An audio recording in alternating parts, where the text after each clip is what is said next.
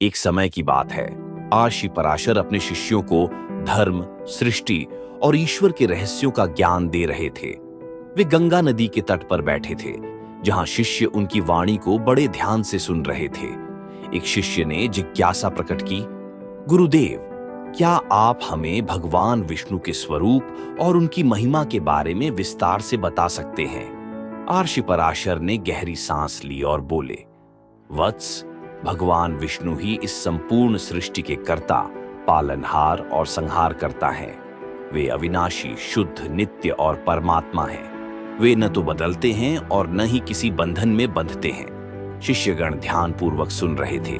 तभी आर्षि पराशर ने आगे कहा, भगवान विष्णु सदा एक ही स्वरूप में स्थित रहते हैं, फिर भी वे अनेक रूपों में प्रकट होते हैं। वे संपूर्ण विश्व को अपने भीतर समाहित किए हुए हैं। वे हिरण्यगर्भ, ब्रह्मा के रूप में सृष्टि रचने वाले, हरि पालन करने वाले और शंकर संहार करने वाले भी हैं। ऋषि ने एक कथा सुनाते हुए कहा, एक बार देवताओं और असुरों के बीच भीषण युद्ध हुआ। असुरों के अत्याचार से तीनों लोग त्रस्त हो गए थे। तब देवताओं ने भगवान विष्णु से प्रार्थना की। भगवान ने अपने वासुदेव स्वरूप में प्रकट होकर असुरों का संहार किया और देवताओं को विजय दिलाई।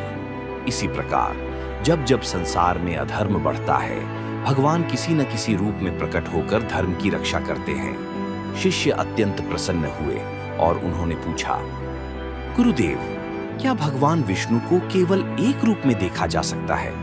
आर्षि मुस्कुराए और बोले, नहीं, भगवान विष्णु की महिमा अपरंपार है। वे एक होते हुए भी अनेक रूपों में प्रकट होते हैं। वे स्थूल और सूक्ष्म दोनों रूपों में विद्यमान हैं। उनका कोई आदि और अंत नहीं है।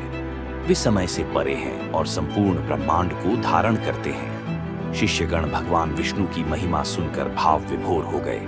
वे बोले, गुरुदेव, यदि भगवान विष्णु संपूर्ण जगत का आधार है, तो क्या सृष्टि उनके बिना संभव है? ऋषि पराशर ने गंभीरता से उत्तर दिया, नहीं, भगवान विष्णु के बिना सृष्टि की कल्पना भी नहीं की जा सकती। वे ही इस जगत का आधार हैं। जब संसार की उत्पत्ति होती है, तब वे ही इसे संचालित करते हैं, और जब संसार का अंत होता है, तब सब कुछ उन्हीं में विलीन हो जाता है। वे ही सृष्टि के मूल कारण हैं। शिष्यगण ने भगवान विष्णु को नमन किया और आर्षि पराशर को धन्यवाद दिया। उन्होंने समझ लिया कि भगवान विष्णु ही इस सृष्टि के आधार, पालनकर्ता और मोक्षदाता हैं। उनके बिना न तो सृष्टि संभव है और न ही जीवन। इस प्रकार भगवान विष्णु की महिमा को समझते हुए शिष्य ध्यान मग्न हो गए और परमात्मा की स्तुति करने लगे।